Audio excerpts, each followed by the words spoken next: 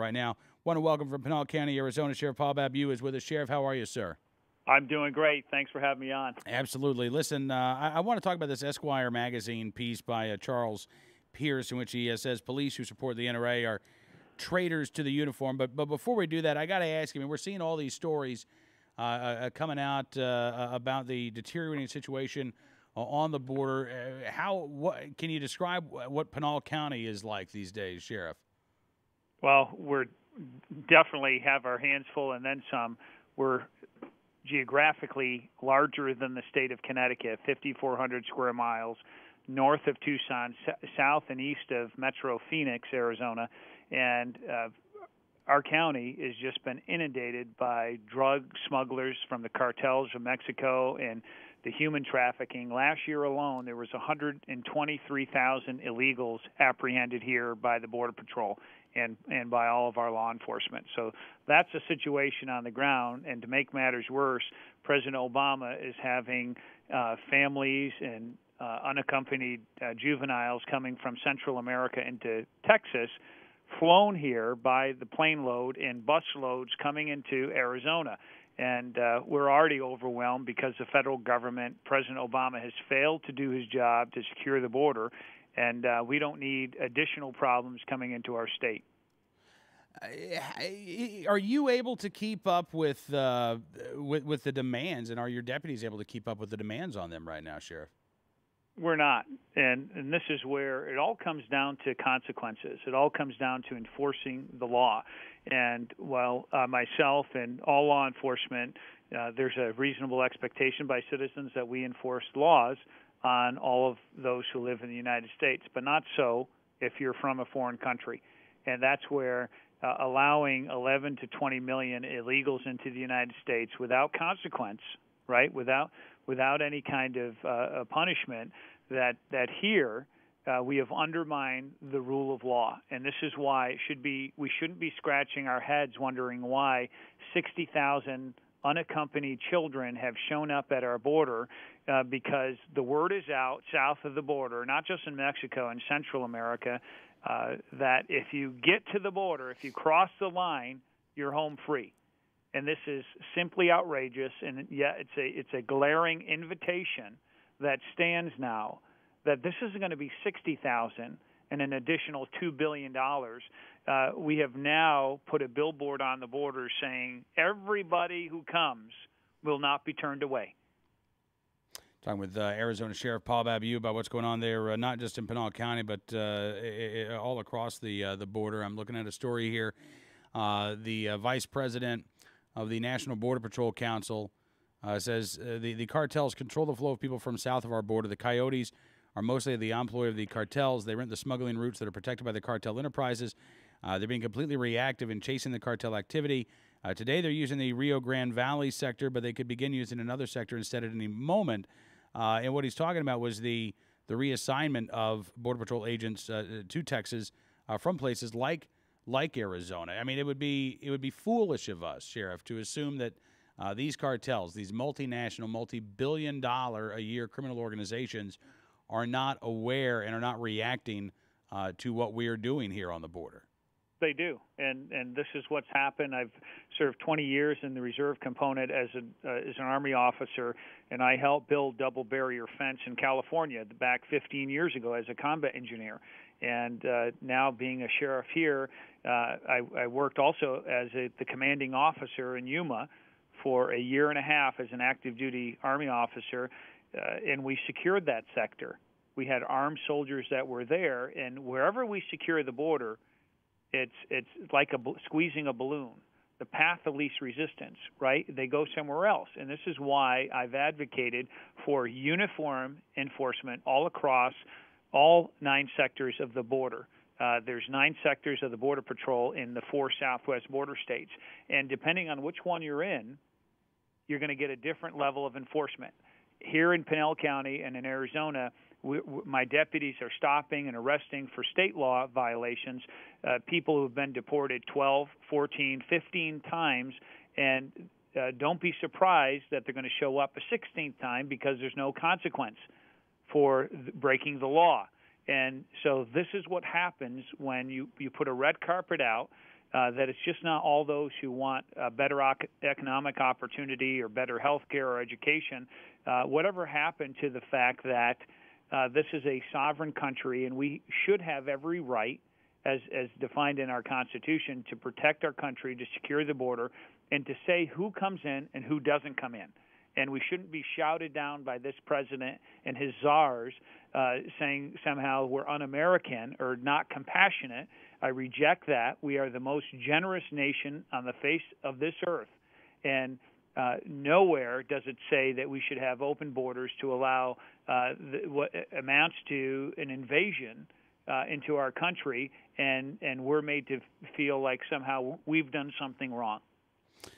You know, speaking of being made to feel as if you've done something wrong, Sheriff, there was this guy at Esquire magazine who wrote about the brutal and cowardly murders of 2 Las Vegas police officers and an armed citizen over the weekend, and he said that he wondered why police haven't started marching the National Mall in protest in support of new gun control laws, why they're not going on strike until Congress passes these new gun control laws. And he said, actually, that you know, if you're somebody who gets off the job and you drive home in your sedan that has an NRA sticker on it, you are a traitor to the uniform. And he actually very specifically called out county sheriffs. So I wanted to get your take on this, Sheriff. Yeah, when he has walked a day in my boots, when he has served his nation 20 years as an Army officer, served our country in Iraq, commanded 700 soldiers at our border to protect and guard and defend America, and when he's been a sheriff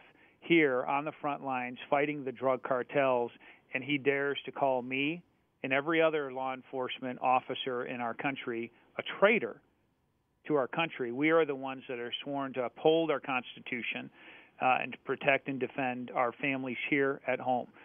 This is the same insanity and upside-down rationale that Eric Holder uses, that Barack Obama uses, that somehow thinking that adding additional laws to the 20,000 laws and rules that exist in America today will somehow improve and stop the criminals who are committing these crimes and these mass shootings and in this case an ambush and a murder of 2 of our hero officers.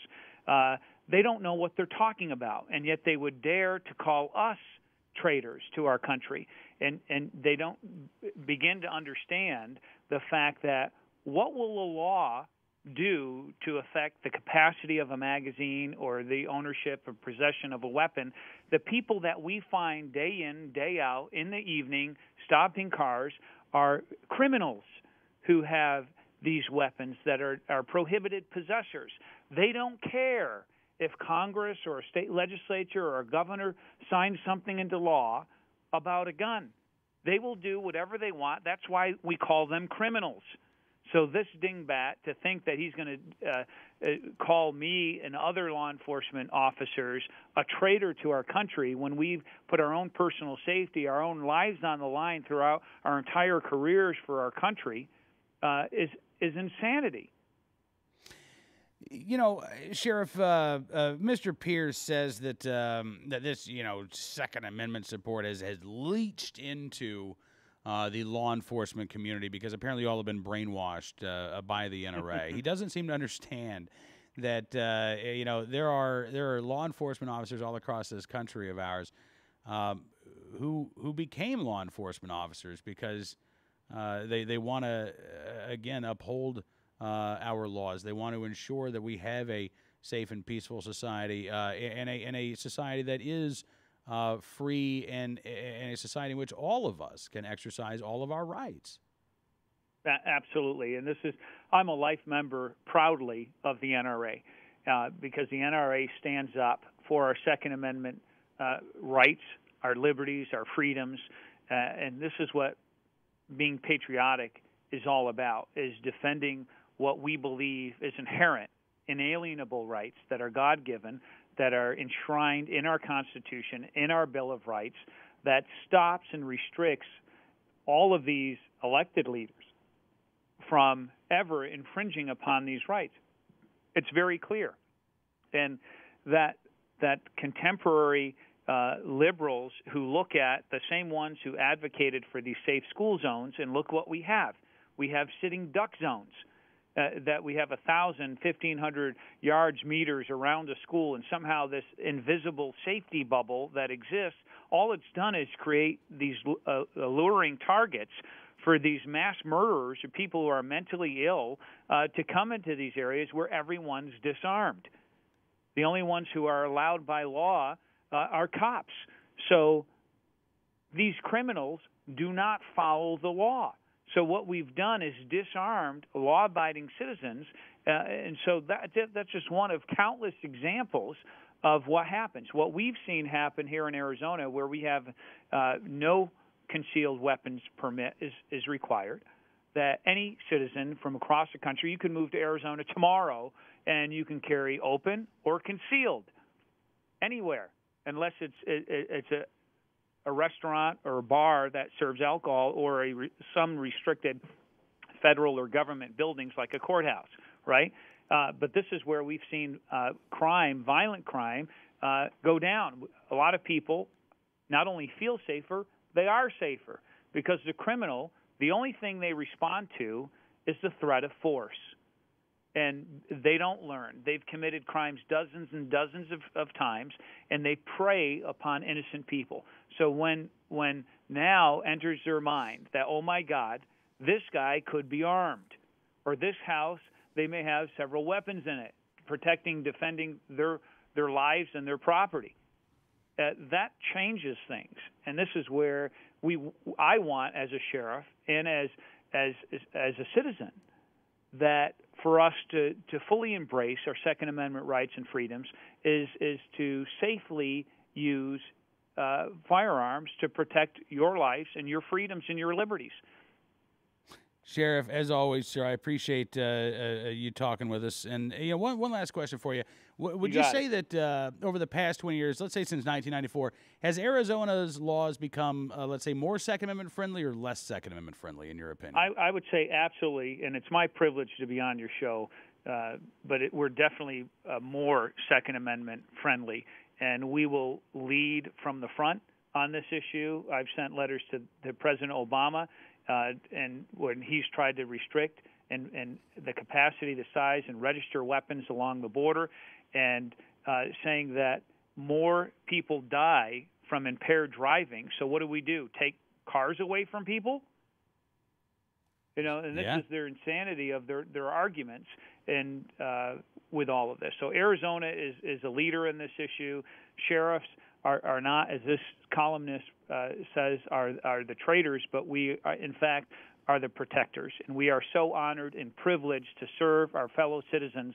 And I'd end that every citizen has the right, the obligation to get involved in your government, because whatever we have is you're allowing. Whether you choose to get involved or not, you're making a decision by even not doing something. So I challenge my fellow citizens out there that you, not the president, not a congressman, not a governor, not a sheriff, is the most important office in the land, that of private citizen.